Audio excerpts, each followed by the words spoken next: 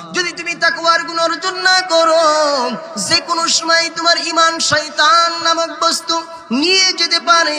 অতএব তোমার ঈমানটা মজবুত করার জন্য তাকওয়া, আল্লাহর ভয়, খোদাভীতি অর্জন করা লাগবে। আর এই খোদাভীতি যদি অর্জন করতে চাও, তাহলে তোমার কথা, তোমার কাজ, যা কিছু করবা সব কিছু সঠিক এবং সত্য হওয়া লাগবে। وما يذكرون إلا أن يشاء الله। ও ফুলতলার মুসলমান ভাইরে, পরতন্ত্রে মারে আমার আল্লাহ তাআলা নিসি বলেন সূরা মুদ্দাসসিরের সর্বশেষ আয়াতে, এই দুনিয়ার মানুষ শুনে নাও, তুমি ইচ্ছা করলেই নামাজ পড়তে পারবা না, ইচ্ছা করলেই যাকাত দিতে পারবা না, ইচ্ছা করলেই তুমি দিনের কোনো কাজ করতে পারবা না।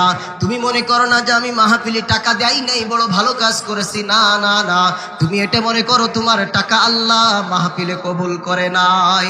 তোমার টাকা জান্নাতের বাগান কায়েম করতে কবুল হয় নাই, তোমার টাকা মসজিদ বানাইতে কবুল হয় নাই, তোমার টাকা মাদ্রাসা বানাইতে কবুল হয় নাই, তোমার টাকা একজন আলেম হবে জন্য কবুল হয় নাই, তোমার টাকায় অসহায় একজন খেদমত পাবে কবুল হয় নাই।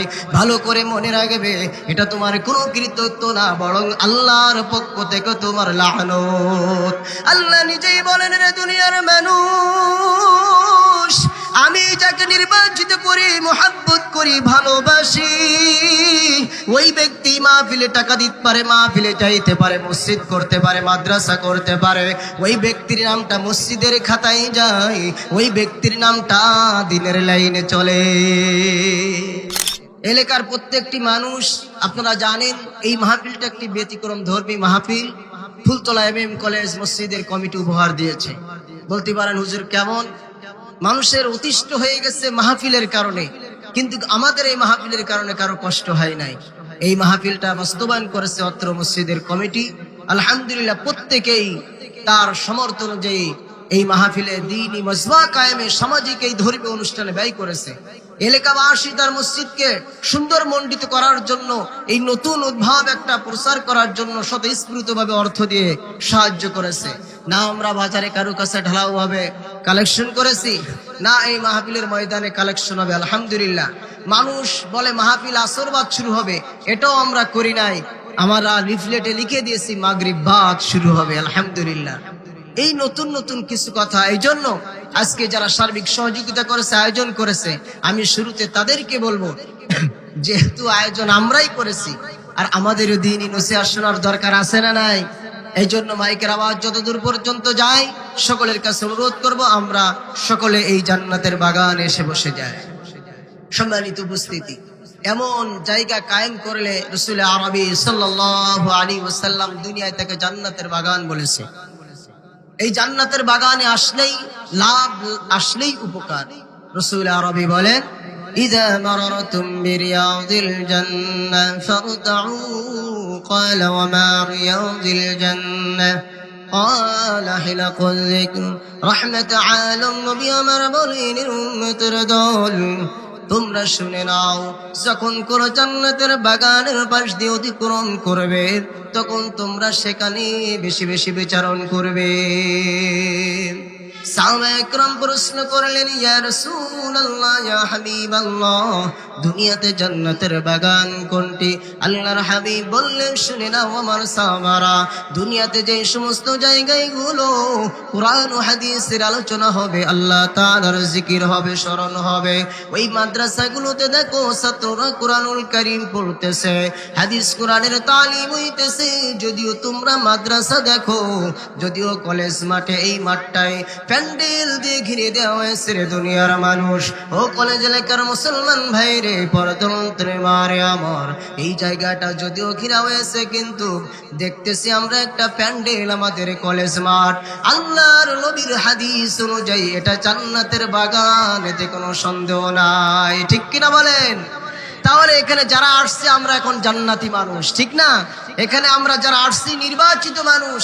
ওয়ামা ইয়াযকুরুনা ইল্লা ইয়াশা আল্লাহ।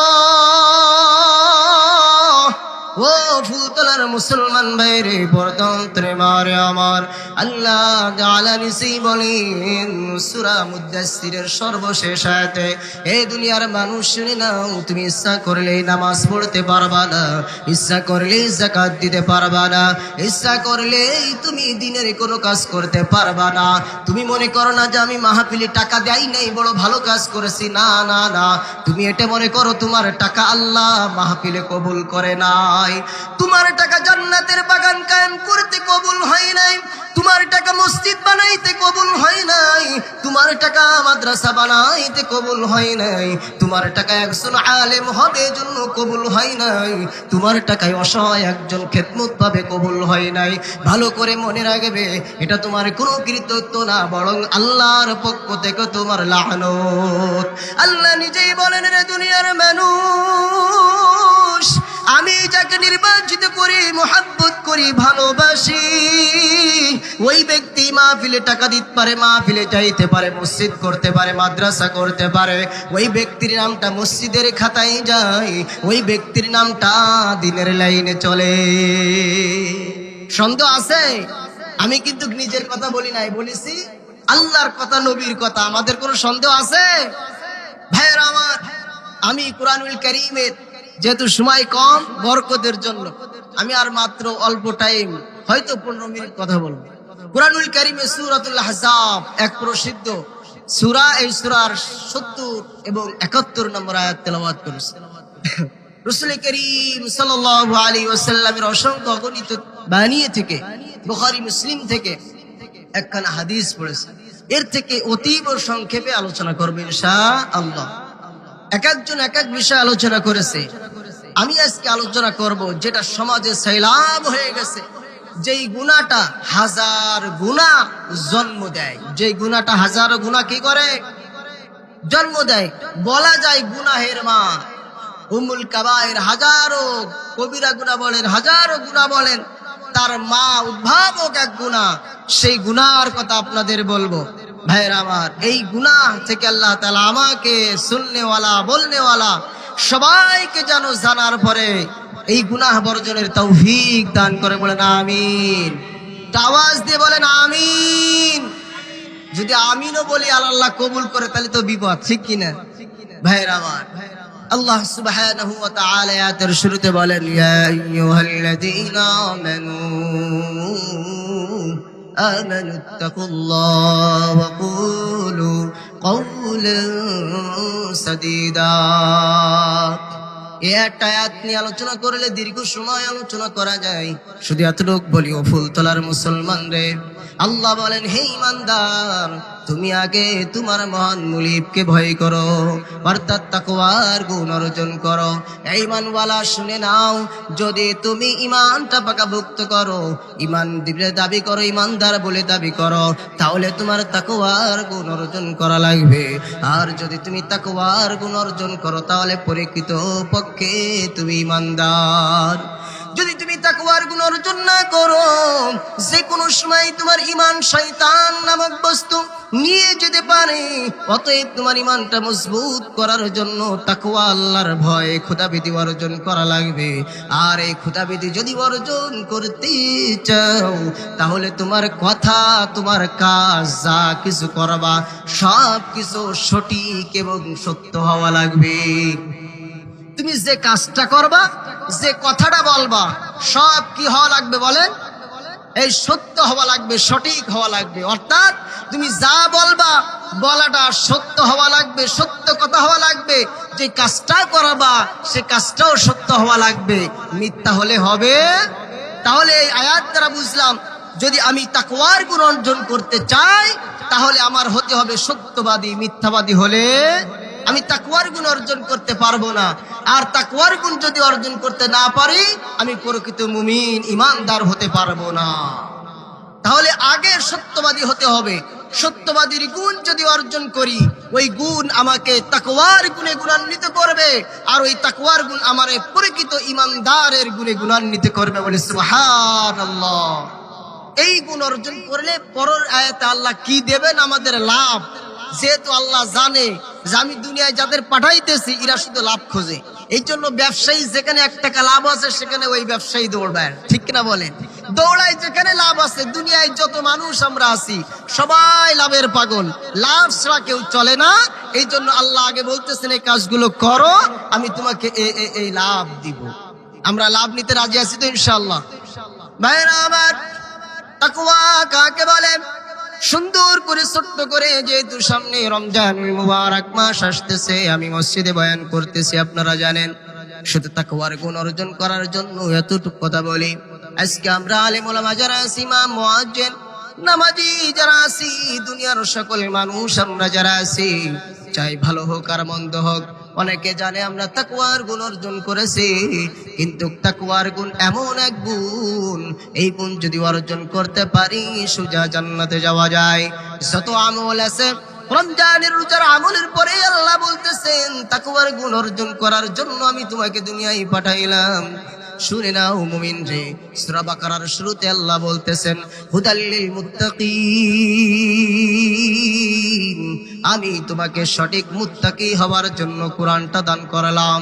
ও ফুলতলার মুসলমান বাইরে, পরতন্ত্রে মারে আমার, ভালো করে শুনে নাও তাকওয়ার গুণ সম্পর্কে। হযরত ওমর ফারুক রাদিয়াল্লাহু তাআলা আনহু হযরত কাব ইবনে আহবারকে প্রশ্ন করলেন, শুনে নাও বলো তো তাকওয়ার গুণ কাকে বলে? তাকওয়া কাকে বলে? যিনি কাতেবে ওহী ছিলেন, কোরআন খুব সুন্দর পড়তে জানতেন, সাহাবীদের ভিতরে প্রশ্ন করতেছেন বলো। উনি পাল্টা প্রশ্ন করলেন, আমিরুল মুমিনিন বলেন তো দেখি, আপনি কখনো কোনো কাঁটা যুক্ত রাস্তা অতিক্রম করেছেন নাকি? খলিফা ওমর বললেন, হ্যাঁ করেছি। কেমনে করেছেন? অনেক সাবধানে পা ফেলে ফেলে ফেলে ফেলে আমি অতিক্রম করেছি। হযরত কাব বললেন, খলিফাতুল মুসলিমিন এটার নামই হলো তাকওয়া। সেটা কেমনি তাকওয়া? বললেন খলিফাতুল মুসলিমিন, এই দুনিয়ার ভিতরে নিশার জগৎ রয়েছে, এই দুনিয়ার ভিতরে ঘুষের জগৎ রয়েছে, সুদের জগৎ রয়েছে, মাকে কষ্ট দেওয়ার জগৎ রয়েছে, এই দুনিয়ার ভিতরে হাজারো গুনার জগৎ রয়েছে, চুরি লম্পটগিরি করার, নামাজ না পড়ার, আল্লাহর বিধান না মানার অসংখ্য গুণ রয়েছে। এই অসংখ্য গুণের ভিতরে পদক্ষেপ পা ফেলে ফেলে ফেলে মানে এই দুনিয়ার ভিতরে যেখানে সুদের আড্ডাখানা, সহজেই সুদ পাওয়া যায়, ঘুষ পাওয়া যায়, যেখানে জিনা করা যায়, মানুষকে অত্যাচার করা যায়, জুলুম করা যায়, তোহমাত দেওয়া যায়, যেখানে উলামা একরামের বিরুদ্ধে যাওয়া যায়, সব কিছু সহজ। এই সহজ জায়গায় যদি আপনি নিজেকে নিয়ন্ত্রণ করে, নিজের আয়ত্ত রেখে, নফসকে আয়ত্ত রেখে এই গুনার কাজ থেকে, বিরাত থেকে আস্তে আস্তে সামনে চলতে পারেন, তাহলে এটাই হলো তাকওয়ার গুণ। ভাইরা আমার, এই দুনিয়ার ভিতরে হাজারো মিথ্যা কথা বলার জায়গা রয়েছে, হাজারো মিথ্যা সাক্ষ্য দেওয়ার জায়গা রয়েছে। এই মিথ্যা সাক্ষ্য, মিথ্যা কথা বলা থেকে আমাদের ফিরে আসতে হবে, তাহলে আমি তাকওয়ার গুণ অর্জন করতে পারবো। আমি প্রায় একটা উদাহরণ দিয়ে বলি, ওটা এখন দেব না যেহেতু সময় নাই। ভাইরা আমার, মিথ্যা কথা, আজ আমাদের নিজেদের পরিবারের ভিতরে মিথ্যা কথা বলি।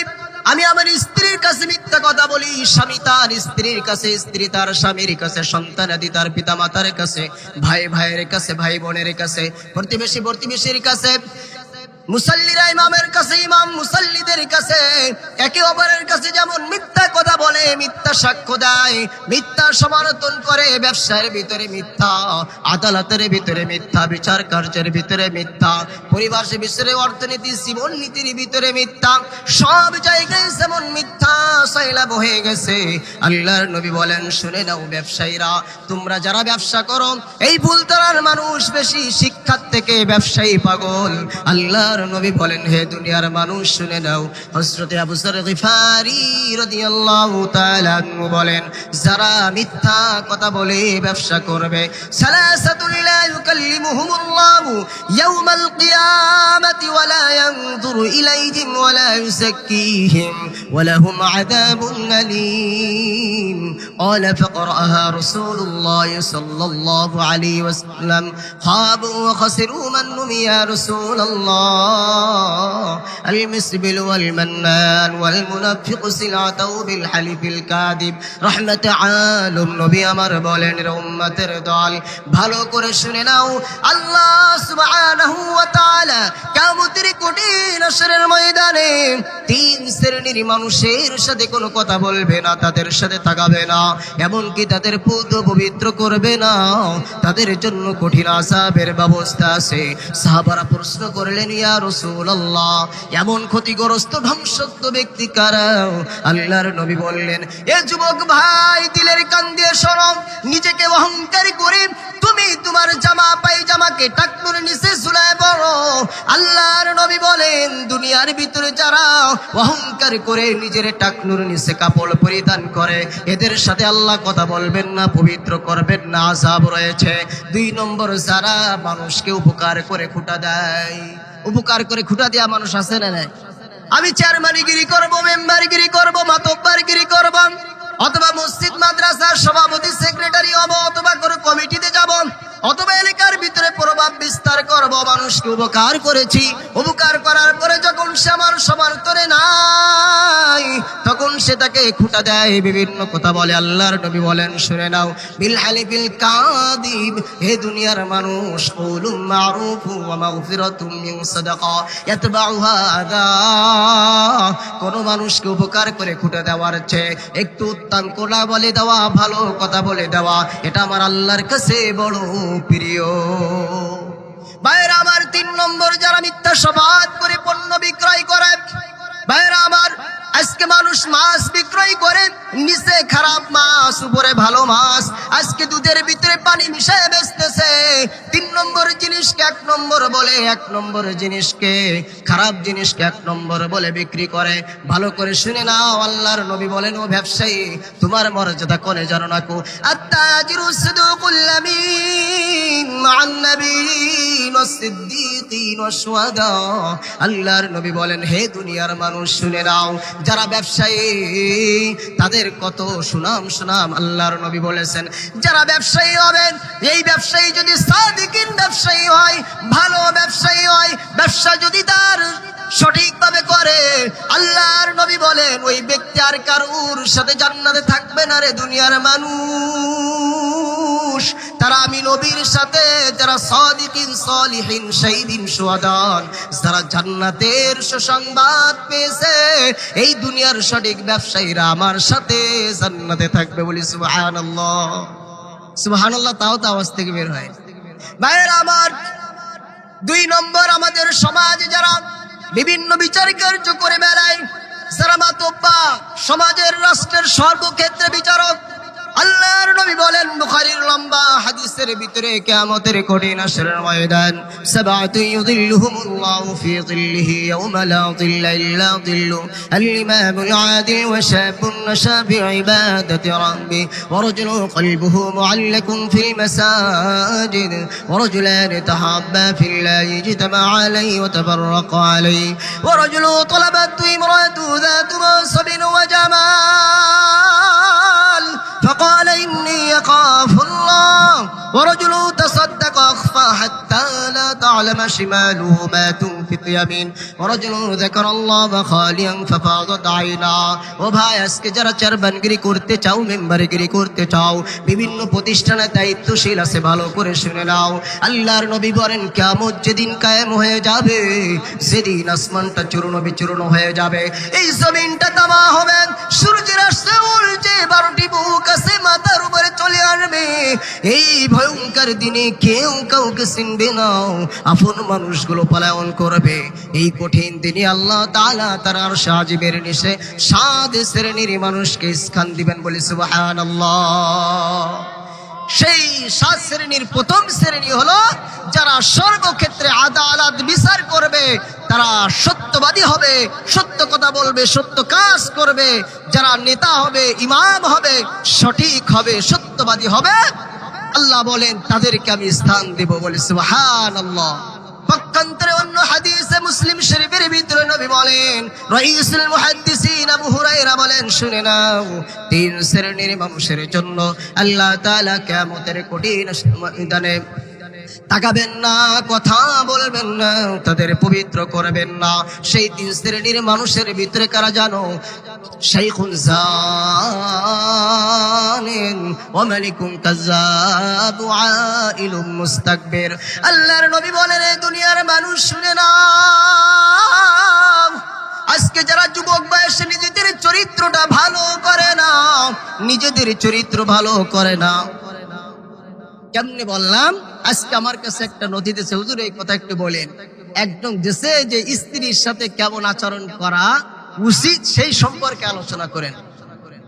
আরো দুইটা কথা আছে ভাইয়েরা, আবার ভালো করে শোনেন।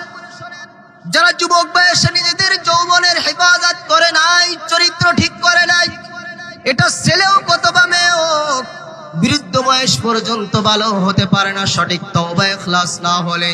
কোন শায়েখের কাছে, আলেমের কাছে গিয়ে যদি তার আত্মশুদ্ধি না করে আর ভালো করে সংসারের জন্য একটা কথা শুনে নাও, যদি কোনো স্ত্রী তার স্বামীর কথা না শোনে, কোনো স্বামী যদি তার স্ত্রীকে সঠিক হক আদায় না করে, এক নম্বরে আমার গবেষণায় আমার কাছে যত ফতোয়া আসে, যত গোপন কথা আসে, তার খুলাসা কথা হলো ওই পুরুষটা অথবা ওই নারীটা পরকীয়ায় লিপ্ত আছে, কোনো সন্দেহ নাই। যেহেতু বোন আমার বলেছেন পুরুষদের জন্য এতটুকু কথা বলি, হে পুরুষ ভাইরা আমার, একটা মেয়ে যার দেশ অন্য জায়গায়, যার বাড়ি অন্য জায়গায়, যার মা অন্য জায়গায়, যার বাবা অন্য জায়গায়, আত্মীয় স্বজন ভাই সব অন্য জায়গায়, তোমাকে চেনে না, তোমার সাথে কোনোদিন কথা হয় নাই, শুধু আল্লাহর হুকুম কবুল বলে সব কিছু 17-20 বছর 22 বছরের আশা আকাঙ্ক্ষা ত্যাগ করে দিয়ে একটা মেয়ে যখন তোমার ঘরে আসলো, অন্য কারোর জন্য না, তোমার মাকে দেখে নাই, তোমার আব্বাকে দেখে নাই, ভাই বোন কাউকে দেখে নাই, তোমার অর্থ দেখে নাই, একমাত্র তোমার দিকে লক্ষ্য করে এসেছে। এ যুবক ভাই রে, তুমি কত নিমক খারাপ আর খারাপ মানুষ হলে তোমার স্ত্রী তোমার কাছে কষ্ট পায়, লাঞ্ছনা পায়। কেমনে তুমি তোমার স্ত্রীকে গালিগালাজ করো, আঘাত করো আর বেশি কথা বলো? আমার এই বিবেকে ধরে না। তোমার মতন কাপুরুষ আর খারাপ মানুষ মনে হয় দ্বিতীয় আর কেউ নাই। সে একটা মহিলা সব ত্যাগ করলো, 20-22 বছরের আশা আকাঙ্ক্ষা সব আদর আপ্যায়ন, যে মেয়েটা সকাল 10টা পর্যন্ত ঘুমাই থাকে, তার খাবার চলে আসে টেবিলে, সব পিতামাতা করে দেয়, আত্মীয় স্বজন ভাইরা করে দেয়, আর তোমার বাড়ি এসে রান্না করতেছে, তোমাকে খাওয়াইতেছে, তোমার ছেলে মেয়ে পালতেছে, সব তোমার করতেছে, আর তুমি সেই মেয়েটাকে কষ্ট দাও। তোমার মতন একজন খারাপ মানুষ মনে হয় পৃথিবীতে আর কেউ আছে বলে আমার মনে হয় না। কারণ যে মেয়েটা সব ত্যাগ করে আমারই খেদমতে লেগে আছে, ওই মেয়েটাকে কেমনি কষ্ট দেন? হ্যাঁ, এই কষ্ট দেওয়া যাবে? আর এক কথায় উত্তর। ভাইরা আমার, রবি আমার বলেছেন, যারা বৃদ্ধ বয়সেও জিনাকার, যে যুবক বয়সে চোখকে হেফাজত করে না, হাতকে হেফাজত করে না, অন্তরকে হেফাজত করে না, মনে রাখবে এ বুড়া হয়ে গেলেও এর চোখ আর হাত আর অন্তর ঠিক হয় না। এই জন্য ঠিক করতে রাজি আছি তো ইনশাআল্লাহ? আল্লাহর নবী বলেন এর অবস্থা খুব খারাপ হবে। ভাইরা আমার, 2 নম্বর, ওয়া মালিকুন কাযযাব। যেমন ভাবে আল্লাহর নবী বললেন আসমানের নিচে কিয়ামতের দিন আল্লাহ স্থান দিবে, ওই একই নবী হাদিসে আমার মুসলিম শরীফে শোনায়, শোনো উম্মতের দল, ভালো করে শুনে নাও। যদি তুমি বিচারের ক্ষেত্রে, আদালতের ক্ষেত্রে দুনিয়ার ছোট বিচারক হও আর বড় বিচারক হও, হতে পারে তুমি তোমার জমি জায়গার বিচারক, হতে পারে তোমার পরিবারের ভিতরে বিচারক, হতে পারো ভাই বোনের ভিতরে বিচারক, হতে পারো গোষ্ঠীর ভিতরে বিচারক, হতে পারো এলাকার ভিতরে বিচারক, মসজিদ মাদ্রাসা ব্যবসার বিচারক, যেই বিচারক তুমি হও না কেন, রাষ্ট্র থেকে নিজ পর্যন্ত, মনে রাখবে এই বিচার ক্ষেত্রে যদি তুমি পার্শালি করো, মিথ্যা বিচার করো, আল্লাহর নবী বলেন তোমার স্থান কিয়ামতের দিন কঠিন ভয়ানক হবে। সর্বশেষ 3 নম্বর হলো ওয়াইলু মুস্তাকবির, আমি গরিব মানুষ, আমার অহংকারী। মনে রাখবে আল্লাহ যাদের ধনী করছে এদের অহংকারের স্থান আছে, আল্লাহ নিজেই বলেছে। কারণ আমার অর্থ আছে, সম্পদ আছে, আমার জনবল সব আছে, অহংকার করতেই পারে। অহংকার যদিও নিকৃষ্ট খারাপ কাজ, কিন্তু আল্লাহর নবী বলেন তোমার অর্থ নাই, তোমার জনবল সমর্থ কিছুই নাই, আবার তুমি অহংকার করবা, এই অহংকারী আল্লাহ তাআলা কোনোদিন পছন্দ করে না। আমরা গরিব হই, অসহায় হয় আর ধনী যাই হোক, আমাদের ইখলাসের সাথে নমনীয় হতে রাজি আছি না নাই ভাইরা আমার? তাহলে আমরা গরিব মানুষ আবার অহংকারী হব, এমন আচরণ যেন আমাদের থেকে না হয়। রাজি আছি তো ইনশাআল্লাহ? বড় লোক হোক আর গরিব হোক, কেউ কখনো অহংকার করব আল্লাহ তাআলা কিন্তু সাক্ষী রেখে বলবে আল্লাহ আমরা কেউ অহংকার করবো না। দুই হাত তুলে আল্লাহকে দেখায়, আল্লাহ আমাদের অহংকার থেকে হেফাজত করে, বলে আমিন। আলা উনাব্বিউকুম বিআকবারিল কাবাইরি সালাস ক্বালু বালা ইয়া রাসূলুল্লাহ الإشراك بالله وعقوق الوالدين وشهادة الزور وفي رواية قول الزور আল্লাহর নবী সাল্লাল্লাহু আলাইহি ওয়াসাল্লাম বলেন, রে উম্মতের দল ভালো করে শুনে নাও, সব থেকে মারাত্মক গুনার ভিতরে তিনটি গুনাহ হলো মারাত্মক গুনাহ। মারাত্মক গুনাহ, কবিরা গুনাহ তো কবিরা গুনাহ, কবিরা গুনার ভিতরে শ্রেষ্ঠতম কবিরা গুনাহ। এই কবিরা গুনার ভিতরে তিনটি কবিরা গুনাহ থেকে তোমরা বাঁচবে। সেই তিনটি কবিরা গুনার ভিতরে একটি হলো আল-ইশরাকু বিল্লাহ। আল্লাহর নবী বলেন, রে উম্মতের দল এই তিনটি কবিরা গুনার ভিতরে একটি কবিরা গুনাহ হলো যেই রব তুমি তার কাছে কিছুই চাও না, আশা করো নাই, ভরসা করো নাই, কিন্তু কই রব তোমাকে বিনা দরখাস্তে বিনা আবেদনে আশরাফুল মাখলুকাত বানাইলো, তোমাকে গাছ বানাইলো না, অন্য কোনো প্রাণী বানাইলো না, শ্রেষ্ঠ মানুষ বানাইলো, তোমাকে শ্রেষ্ঠ মানুষ বানায় অন্য কোনো ধর্মে দিল না, ইসলামের ভিতরে দিল, মুসলমানের ঘরে দিল। শুধু তাই নাই, তোমাকে কানা বানাই নাই, ন্যাংরা খুঁড়াক বোবা কিছুই বানাই নাই। ওই আল্লাহ তোমাকে এত সুন্দর বানাইলো। আল্লাহ বলেন, এত সুন্দর তোমাকে বানাইলাম, বানানোর পরেও যদি তুমি আমার সাথে অন্য কাউকে অংশীদার করো রে মানুষ, মনে রাখবে এর মতন খারাপ মানুষ আর কেউ নাই, এর মতন বড় নাফরমান গুনাহগার আর কেউ নাই। এই জন্য এর শাস্তি বড় কঠিন। 2 নম্বর আল্লাহর নবী বলেন, ওয়াকুকুল ওয়ালিদাইন। ও যুবক ভাই, মুরব্বী বাবা জান, আমার পর্দার অন্তরের মা, আমি আলোচনা করে শেষ করছি, শুনে নাও। সামনে রমজান আসতেছে, তোমাদের যাদের পিতা মাতা এখনো জীবিত আছে হাতে পায়ে ধরে বলে, আল্লাহ বলেছেন আমার সাথে শিরিক করবে না। 2 নম্বরে কুরআনে কারিমে যত জায়গায় আছে আল্লাহর ইবাদত কর, তারপরের শব্দই হলো তুই তোর পিতা মাতার খেদমত কর। কারণ আল্লাহ বুঝাইতেছে, শুনে নাও, আমি তোমাকে দুনিয়ায় পাঠাইলাম, আমি তোমাকে আসমান থেকে দুনিয়ায় ফেলে দিতে পারি নাই, আমি তোমাকে পাঠাইছি তোমার পিতা এবং মাতার মাধ্যমে। অতএব যদি আবার ওই দুনিয়া থেকে আসমানে উঠিতে চাও, হে দুনিয়ার মানুষ, মুলতলার মুসলমান রে, তাহলে ওই পিতা মাতার খেদমত করো, পিতা মাতার খুশি করো। যদি তুমি পিতা মাতার খেদমত করতে পারো, পিতা মাতার খুশি করতে পারো, পিতা মাতার খেদমত খুশি করলেই আমি আল্লাহ তোমাকে জান্নাত দান করব। আল জান্নাতু তাহতা কুদামিল উম্মাহাত। ভালো করে শুনে নাও দুনিয়ার মানুষ, যদি তুমি তোমার পিতা মাতার খেদমত না করো, বাউদামান আদারাকা আবাইদাল কিবারি আও কিলাহুমা ফালা ইউদখিলাহুল জান্নাহ কুলতু আমিন। যদি তুমি জান্নাত কামাই করতে না পারো, তুমি তোমার পিতাকে পেয়েছো অথবা মাতাকে পেয়েছো, যাকে পাও না কেন, যদি তাকে খেদমত করে খুশি করে জান্নাত কামাই করতে না পারো রে ফুলতলার মুসলমান ভাই রে, ও পরন্তরে মা, তাহলে তোমার জন্য জাহান্নাম ছাড়া আর কিছুই নাই। বিশেষ করে যুবক ভাইদেরকে বলি, আমার কাছে অনেক রিপোর্ট আছে, অনেক তার যুবক তার মাকে কষ্ট দেয়, মাকে বেশি কথা করে, এমনকি অনেক নালায়েক তার পিতা মাতাকে আঘাত করে পর্যন্ত এমন খারাপ মানুষ দুনিয়ায় আছে, অন্য জায়গায় নাই, ফুলতলায়ও আছে। এই জন্য বলি পিতা মাতার খেদমত করো, তোমার সাধ্য অনুযায়ী পিতা মাতার খুশি করো। তোমার পিতা মাতা তোমার জন্য পোশাক তৈরি করলো, কোনোদিন বলে নাই তোমার চাহিদা পূরণ করতে সন্তান রে আমি এটা পারতেছি না। যেমনি হোক তোমার আশা পূরণ করে, তোমাকে ফল খামাই কাপড় চোপড় দান করে, সব কিছু দেয়। আর তুমি তোমার পিতা মাতার খরচের ব্যাপারে হিসাব করো। এই জন্য অনুরোধ করে বলি রে যুবক, এখনো তোমার মা আছে, আব্বা আছে, এই গনিমত যখন হারাই যাবে তখন বুঝবা গনিমত যতদিন আছে খেদমত করে জান্নাত কামাই করে নাও।